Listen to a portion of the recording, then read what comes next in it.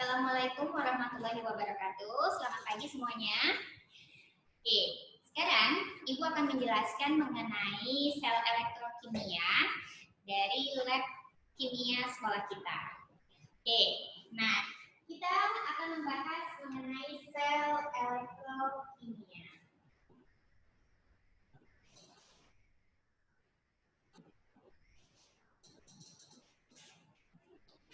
Oke, pertemuan sebelumnya kita sudah menyetarakan mengenai reaksi redoks ya, penyetaran reaksi redoks.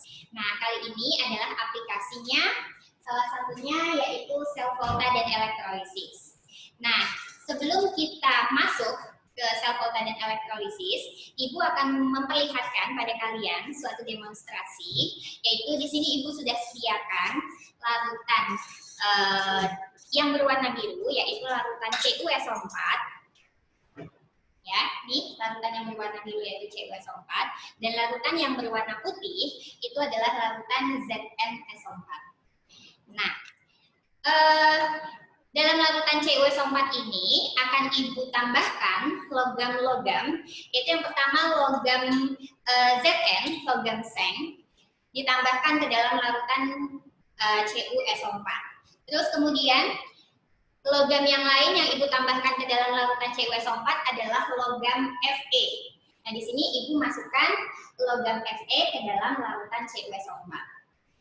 Nah, kemudian untuk larutan ZnSO4 di sini Ibu telah tambahkan logam Cu ke dalamnya. Setelah beberapa menit kemudian diamati, ternyata hasilnya didapatkan bahwa kita lihat nih di sini ya. Oke. Ternyata larutan CuSO4 yang tadinya berwarna biru, setelah beberapa menit ditambahkan dengan logam seng, ternyata dia warna birunya memudar. Lihat, bandingkan dengan warna awalnya dia, ya, warna birunya memudar. Terus kemudian di sini terdapat gelembung-gelembung dan logamnya itu berubah menjadi berwarna hitam. Lihat di sini, kelihatan ya? Oke. Nah, terus kemudian kita lihat lagi di sini logam yang selanjutnya. Logam selanjutnya yaitu adalah logam Fe. Logam Fe, lihat perbandingannya dengan larutan CuSO4. Logam Fe warna birunya juga memudar, ya. Terus kemudian warna birunya ini agak kekuning-kuningan. Nah, ini menunjukkan bahwa di sini itu telah terjadi reaksi. Nah, bandingkan dengan larutan ZnSO4 yang saya kasih logam Cu, tembaga. Oke, lihat nih, awal dia adalah putih, bening ya, bening, tidak berwarna.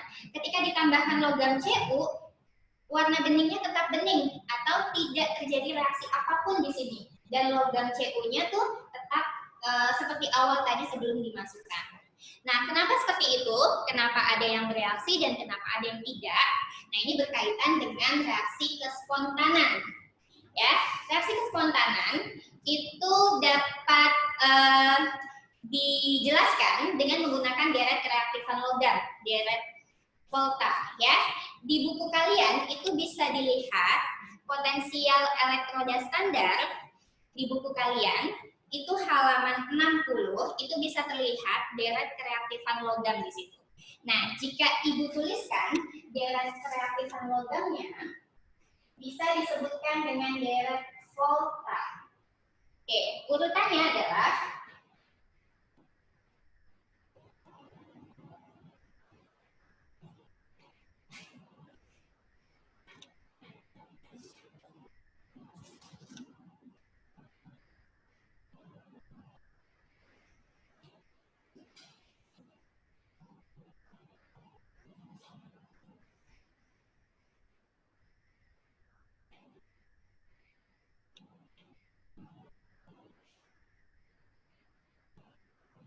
nah, ini panjang banget ya, deret kereaktifan logam LiKBACANA. Nah, ini bisa kalian hafalkan melalui jembatan keledai ya, kalau kalian tidak hafal. Oke, nah ini deret kereaktifan logam ini disusun berdasarkan harga E0, potensial reduksi standar. Jadi makin ke kiri, itu dia logamnya makin reaktif.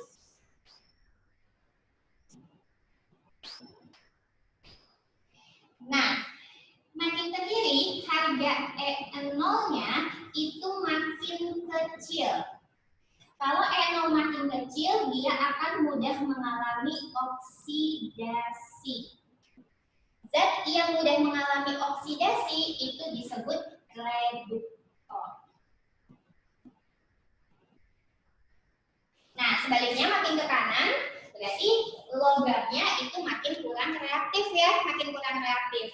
Jadi kalau logamnya makin kurang reaktif, berarti di sini harga E0-nya itu makin besar ya, makin besar. Dan dia kalau E0 makin besar akan mudah mengalami reduksi. Zat yang mudah mengalami reduksi itu disebut oksidasi. Nah, balik lagi ke percobaan ini. Percobaan ini dapat dijelaskan dengan menggunakan deret Volta. Oke, kita lihat reaksi yang pertama.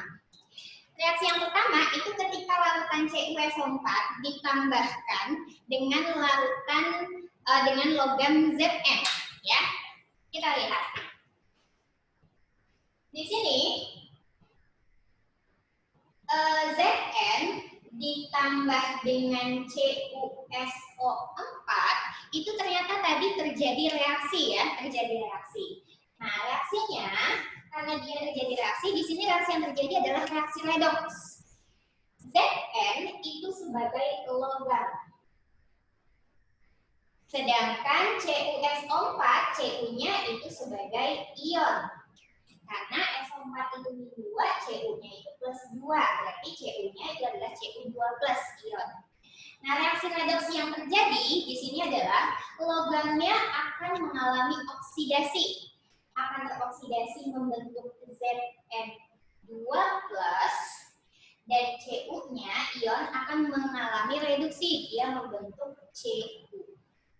Nah, kalau dari percobaan yang tadi, lihat nih, logam Cu, tadi kan warnanya biru ya. Biru itu larutan Cu2+, CuSO4 itu warnanya biru. Nah, ketika terjadi reaksi, Cu2+-nya itu akan mengalami reduksi membentuk Cu, logam Cu. Jadi, warna birunya itu sudah menghilang. Sudah nggak ada lagi larutan Cu2+, Cu2+. Nah, Cu2+-nya membentuk Cu, logam Cu. Nah, di sini adalah membentuk endapan Cu. Cu yang mengendap di sini berwarna hitam. Nah, kemudian di sini logam Zn itu akan mengalami oksidasi membentuk Zn2+.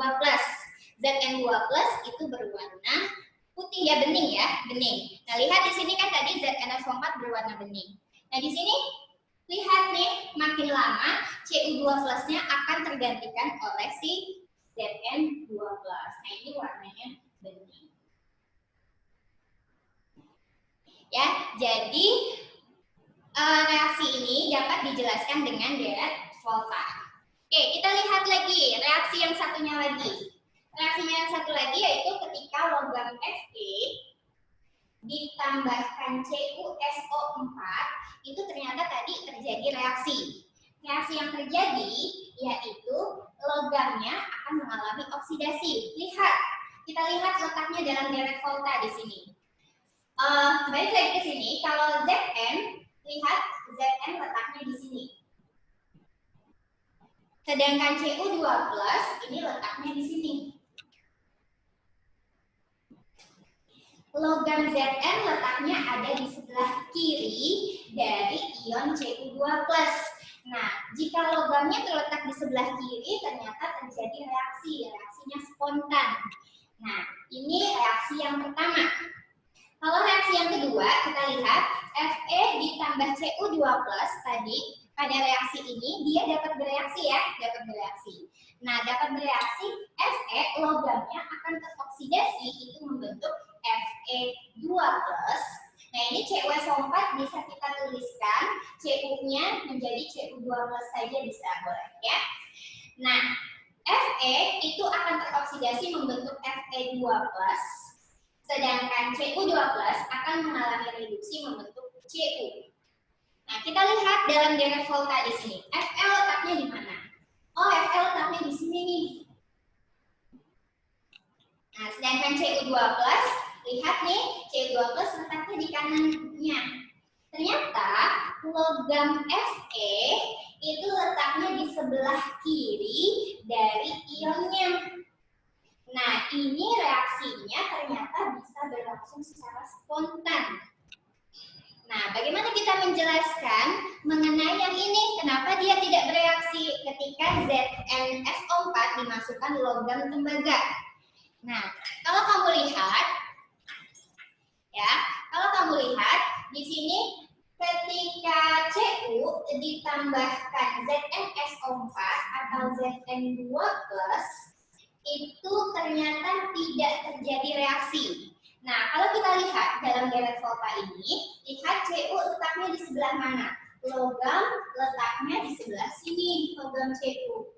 Sedangkan ion Zn2+ itu letaknya sebelah sini.